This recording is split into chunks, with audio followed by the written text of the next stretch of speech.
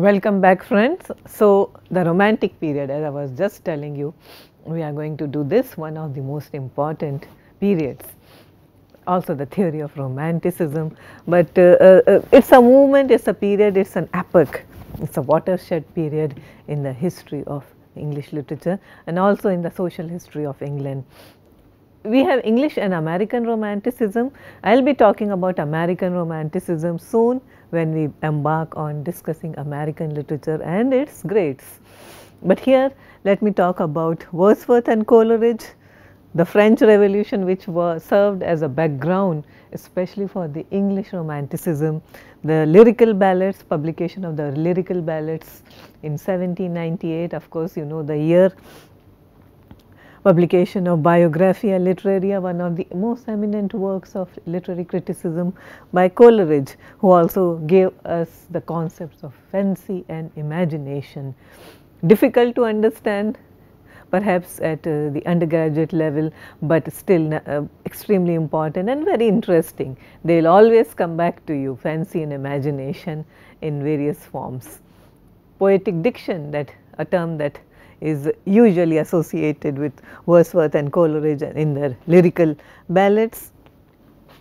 French Revolution and its emphasis on liberty, equality and fraternity, and that was sort of the inspirational motto for the English romantics as well. We will be talking about Keats, Blake and Shelley also. Preface to lyrical ballads should be one of the most important documents. Biographia Literaria 1817 is another important document. You should also know someone called William Hazlitt, who wrote his Immortal on poetry in general. The Romantic period in English literature, the period is perhaps 1809 to 1832. Okay, but 89 is just where the tremors of the French Revolution were felt. The watershed year or the key year of course was 1789, the 1798 the publication of the lyrical ballads, and 1832 perhaps this is the period with 1798 to 1832, the peak years of the Romantic period. 1832, why? Because it is the year of Sir Walter Scott's death. Now, the idea of neoclassicism, the then prevalent ideas of neoclassicism such as decorum and order were displaced by an emphasis on individual experience. In France, Rousseau famously pointed out, man is born free, but everywhere he is in chains. So, the emphasis was on individual liberty. There was an emphasis on originality and genius, and this replaced the idea of imitation of classical authors. So, remember this is one of the key features of the Romantic period. Originality, genius, individualism. The writers of this age were influenced by thinkers such as Locke, Hume and Burke. Wordsworth, one of the most eminent names associated with the English Romantic period, was born in 1770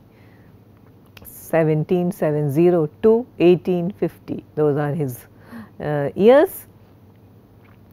He was impacted by the French Revolution and its ideals of liberty, equality and fraternity. However, he was disillusioned with the turn that the French Revolution had ultimately taken.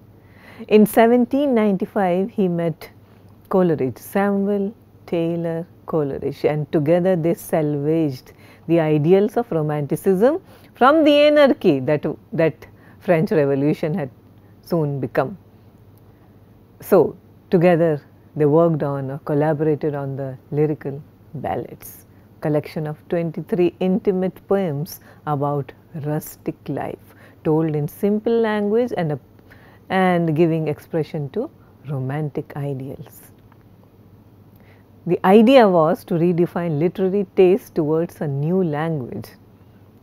They shunned the gaudiness and inane phraseology of many modern writers and aim towards, and I am quoting them, an austere purity of language. The emphasis is based on the idea that humble and a rustic life leads to a more permanent and more philosophical language than that which is frequently substituted for it by poets. Wordsworth asserted that there neither is nor can be any essential difference between the language of prose and metrical composition. Free verse, avoidance of phraseology, elegant turn of phrase, deliberate elegant of phrases. So, the idea was to mark a shift towards natural word order, grammar, sentence structure, etc. in poetry. So, linguistically also it was very important, as distinct from the conventional poetic style of earlier poets, grand, elegant, deliberately classical, imitating the classics. For Wordsworth, a poet is a man is speaking to men. This signifies that the focus is not just on the poet who has a superior intellect, but also on the reader who is understood by the poet as informed and imaginative. So, therefore, you get these words. See, individualism is important. Reader should not be condescendent to. Reader is important. Let us not stretch it as far as death of the author, but here the writer is important, but the reader is also important. He is a man with intelligence. This was a literary world where the ordinary people and the misfits also, the non-conformists had a voice. The common people had a significant role to play, where women and children also had a place. So, therefore, imagine so many poems are about the predicament of women and children. This was a poetry of the individual conscience. The idea was no less democratic than the principles behind the French Revolution. Wordsworth and Coleridge gave politics a human face. Coleridge, who was born in 1772, 2 years younger to Wordsworth, and he died in 1834. For him, the distinction between fancy and imagination was very important. This is the major feature of Coleridge's theory of poetry and his general theory of mental processes. In his Biographia Literaria, he asserts that the imagination I consider as primary or secondary. Biographia Literaria, which was published in 1817, as I just told you, he says that no man was ever yet a great poet without being at the same time a profound philosopher. With this, he changed the belief that poetry and philosophy are at loggerheads with each other. They go hand in hand according to Coleridge. His concepts of fancy and imagination, and he famously says, fancy has no other counters to play with but fixities and definites. The fancy is indeed no more than a mode of memory, emancipated from the order of time and space.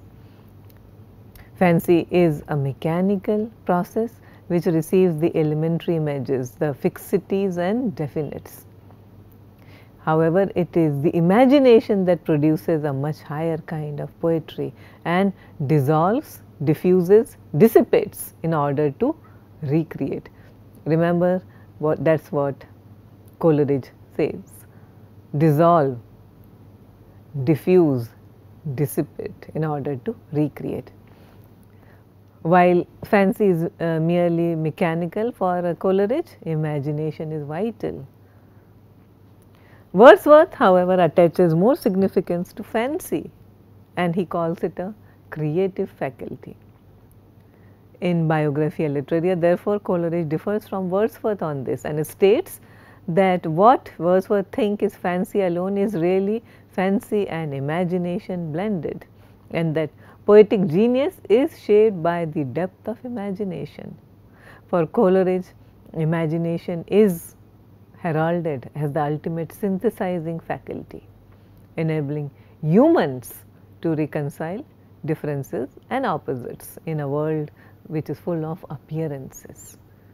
This imagination for Coleridge generates and produces a form of its own, while its rules are the very powers of growth and production.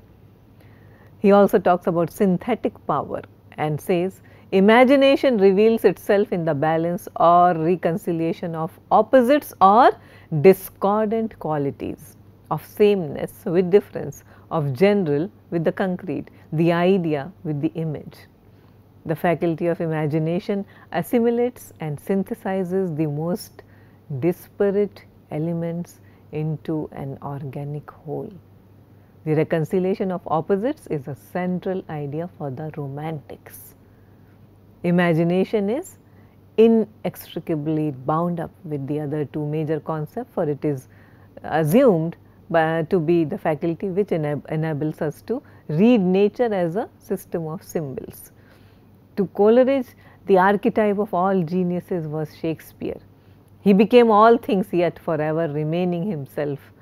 For Coleridge, again, the imagination goes beyond, it transcends the experience and creates, and realism did not matter as much as imagination. Kubla Khan, published in 1797, is one of the greatest achievements of these considerations or these theories of poetic imagination. We are often told, and it is an oft repeated story, that Coleridge was under the influence of opium. He fell asleep and had a dream. He dreamt that he was writing a poem, and when he woke up a few hours later, he sat down and penned a few lines. While writing, he was called by someone, and when he came back, he realized that he had forgotten the rest. Still, whatever is a fragmentary dream, we get a poem that is ostensibly grown out of a dream. Here are a few lines from Kubla Khan. Please look at the slide here. That sunny dome, those caves of ice, and all who heard should see them there, and all should cry, beware, beware, his flashing eyes, his floating hair, weave a circle round him thrice, and close your eyes with holy dread, for he on honey dew hath fed and drunk the milk of paradise. So that is Kubla Khan, one of the greatest poems ever written. Wordsworth and Coleridge's literary criticism found expression in preface to Lyrical Ballads, and of course Biographia Literaria. They continue to be of central importance in the history of literary criticism. Moving on to William Hazlitt, who lived between 1778 and 1831, a poet, painter, essayist, historian. He was mentored by Coleridge and published an essay on the principles of human action in 1805. He also wrote The Spirit of the Age and the Life of Napoleon in 1830. Hazlitt associated Romantic poetry with the French Revolution. Like Coleridge, Hazlitt had great respect for the imagination, which he knew could change the way we see everyday things. He wrote an essay on genius and common sense and says, you decide from feeling and not from reason. Along the lines of impressionistic critics, he emphasizes on the felt qualities of a work and says, the imagination is the faculty which represents objects, not as they are in themselves, but as they are molded by other thoughts and feelings into an infinite variety of shapes and combinations of powers. In poetry in general, that is 1818, he says poetry is an imitation of nature, but the imagination and the passions are a part of man's nature. Two great ideas or key ideas in Hazlitt's criticism are the issue of style and the idea of sincerity. He says the courage to say as an author, and he stressed upon the courage to say as an author what he felt as man. So, those are the important concepts, categories of the English Romanticism. Remember, romantic literature was highly subjective, saturated with emotional intensity. Idea was, as I have already told you, what Wordsworth and Coleridge, but especially Wordsworth emphasized on that the common man could be the hero. Remember the classics, the Greeks, common man cannot be the hero. Okay? And again, nature was a place of refuge. The Romantics valued nature as opposed to social order. Okay? And a key literary device was the pathetic fallacy, a very favorite device of Wordsworth and Shelley. Also, we have just seen in one of our recent lectures personification. So, pathetic fallacy, nature is not a passive observer, but is sympathetic to people. The Romantics proposed certain realistic techniques such as the use of local color. For example, down to earth characters and Wordsworth's rustics.